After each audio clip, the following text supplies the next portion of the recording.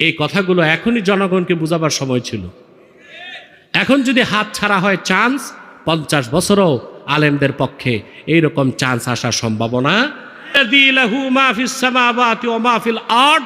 আকাশ জমিন ও এত দুবয়ের মাঝে যা কিছু আছে এই সব কিছুর মালিকানা তার। মালিকানা কার? আকাশ জমিনের মালিকানা কার? তাহলে সার্বভৌমত্বের মালিক জনগণ না আল্লাহ?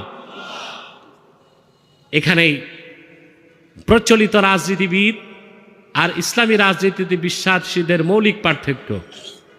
যারা গণতন্ত্রে বিশ্বাসী, রাজতন্ত্রে বিশ্বাসী, ধর্মনিরপেক্ষতায় বিশ্বাসী, তাদের কথা হচ্ছে জনগণ সার্বভৌমত্বের মালিক। আর কোরআন আমাদেরকে শিখায় সার্বভৌমত্বের মালিককে। আকাশ কার? জমিন কার? মানুষ কার? তা বিধান কার? সুবহানাল্লাহ। আকাশ ও জমিনের সার্বভৌমত্বের মালিক আল্লাহ। তিনটা দৃষ্টিকোণ থেকে এই সব কিছুর মালিকানা তার। সব কিছু তিনি সৃষ্টি করেছেন, আর যা আছে সব তারই বান্দা। বলেন সুবহানাল্লাহ। এখন বলেন, বাংলাদেশে এখন চলতেছে সংবিধান তৈরি করা হবে নতুন, ঠিক না? মুসলমান কখনো সংবিধানের উপর ঈমান আনতে পারে না। মুসলমান ঈমান আনবে কোরআন সুন্নাহর উপর। আর যারা জড়বাদী, ম্যাটারালিস্ট, প্রকৃতিবাদী, পরকালের বিশ্বাস নাই, ঈমান নাই, কোরআন সুন্নাহর জ্ঞান নাই, ওরা ঈমান আনে সংবিধানের উপর। এটাও মূর্তি পূজার মতো একটা শিরকি কাজ।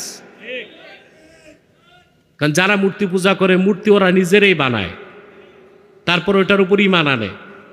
আর যারা সংবিধানের উপর ঈমান আনে, তারা নিজেরাই সংবিধান লেখে, তারপর নিজেরাই সংবিধানের উপর ঈমান আনে। এটা অনেকটা মূর্তি পূজার মতো না? কথা বলে না। এখন এই কথাগুলো বললে বলবে এসব তো মৌলবাদী কথা। এগুলি তো তাওহীদের পক্ষে সুস্পষ্ট বক্তব্য। আর এগুলো হচ্ছে রাজনৈতিক শিরক। আর পশ্চিমারা শিরক শিখাইছে, রাজনৈতিক শিরক আমাদেরকে। নাউজুবিল্লাহ বলেন। এই এমপিরা বসে সংবিধান বানায়, তারপর সংবিধানের উপর ঈমান আনে।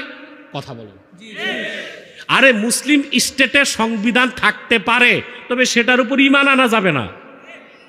আর এদের ঈমান আনতে হয়, প্রথমেই শপথ করে এই সংবিধানকে আমরা বিশ্বাস করব, সংবিধান মোতাবেক চলব।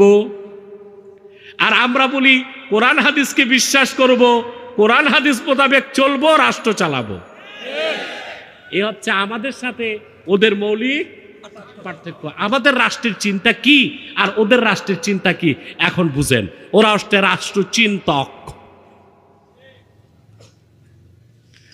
আমার সবচেয়ে দুঃখ, বাংলাদেশে আলেম ওলামার স্কলারের অভাব নাই, কিন্তু বর্তমানে যে চান্স পেয়েছে আলেমরা, সুযোগে কাজে লাগাচ্ছে না। এই কথাগুলো এখনই জনগণকে বোঝাবার সময় ছিল। এখন যদি হাত ছাড়া হয় চান্স, 50 বছরও আলেমদের পক্ষে এইরকম চান্স আসার সম্ভাবনা। এটাই ওলামায়ে কেরামকে বোঝাবার চেষ্টা করছি। আলহামদুলিল্লাহ অনেক আলেম আছেন যারা উদার মনের এবং বিজ্ঞ বিচক্ষণ, কিন্তু অধিকাংশই বুঝার চেষ্টা